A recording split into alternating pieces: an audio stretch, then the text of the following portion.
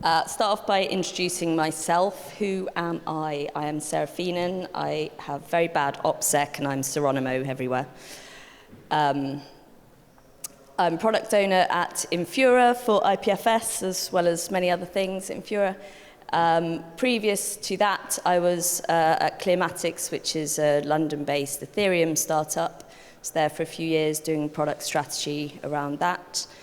It was enterprise, but I guess I'm amongst friends here to say that. Prior to that, I was the head of research for emerging technology at financial services TradFi consultancy, unfortunately.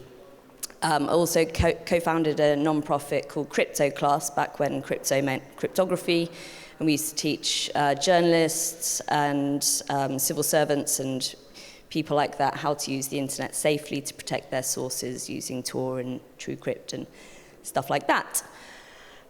So I do care about this kind of thing. I guess I should probably introduce Infura to the crowd.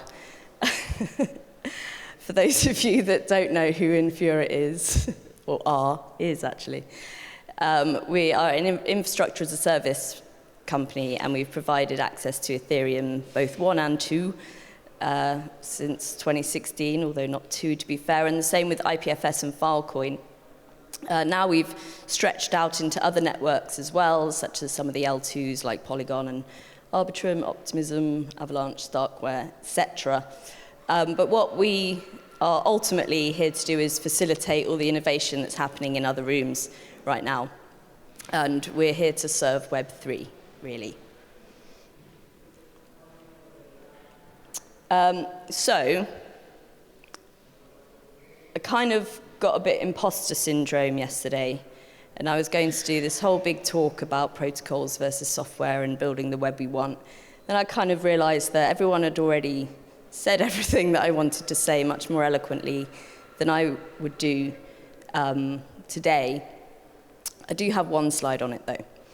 So, as I like to think of it, we have protocols, the recipe, and software is the meal. Protocols are really essential for this free and open software world that we want to live in. And it also allows for different implementations, which is really the kernel of why I decided to just change my talk up yesterday and do different slides instead. But it also reduces vendor lock-in, which I'm probably not really supposed to say. But it does, and that's the whole point of why we're here and why there's different competing storage solutions out there that are software-based. And this is not, this is protocol-based, and there is many different implementations of the IPFS protocol. No one's still here, it's fine. But it allows for people to jump across. If there's a bug that's found in one implementation, for example, you can jump to another one, and that's fine. It might be tricky, but it's fine. And it kind of reminds me of when I was speaking to a potential customer who shall not be named about a different competing decentralized storage provider who shall not be named. And they were offering 100-year guarantee on their data. No one in this room will be alive in 100 years to test that out. So it kind of made me laugh a little bit. But if we're talking about protocols such as IPFS, it's more likely that someone will be running an implementation of that than some software company that may or may not be around next year. We've all worked in crypto for long enough to know that that's highly likely. Yeah, why do I say this? Why am I here? Why am I doing this talk? Well, I actually did put myself forward for a very short talk, not a 35-minute one. So we did run, we've been running the public API endpoints and gateways since 2016 for IPFS, and we recently deprecated that in favor of authenticated ones. Sorry, everyone. And not everything went well. And I don't normally say this, but it's not me, it's you. What happened? So instead of pointing to the URI and using the CID in people's NFT metadata, what they had done is point to our now since deprecated URL, including their CID. So a lot of things broke. We got a lot of complaints. Again, it's not me, it's you. Not actually you in this room right now, for the masses. So don't do that. Don't do that. And what it kind of really made me think about is how we do need to be mindful of these kind of mental models that we've built up around how we use the internet and building the web we want, and not just, sacrificing anything in favor of convenience, which is what we all do all the time, of course. Okay, so I'm going to go back to it. Again, software can go away. It can just stop working. It can have bugs. The company can die. Protocols will never die. We all might die. We all will die. But the protocols will still be around. I think Bitcoin will never die. It's one of those things that will just never go away. It's like Twinkies. But be mindful when you build things. Everyone. Think about what you're building and build like you want this creation that you're building to be immortal. So this is what I changed my talk to be. I want juicy data, right? So as of yesterday, our 30-day running average, we have 23 million API requests per day, which is, I see you writing that down, Matt.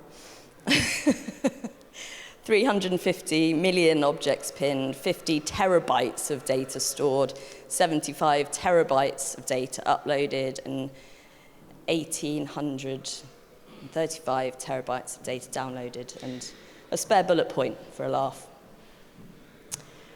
And we also have done research, and Will in the audience here is leading our research efforts for IPFS. And if you're interested, IPFS, of the people that we spoke to, is by far the most commonly used protocol, might be self-selecting. But Filecoin, of course, and Seer and Swarm were the second, well, IPFS, Filecoin 1 and 2, and then 3 and 4, Seer and Swarm. NFTs currently the most popular use case, which may not come as a surprise. But DeFi and gaming, second and third.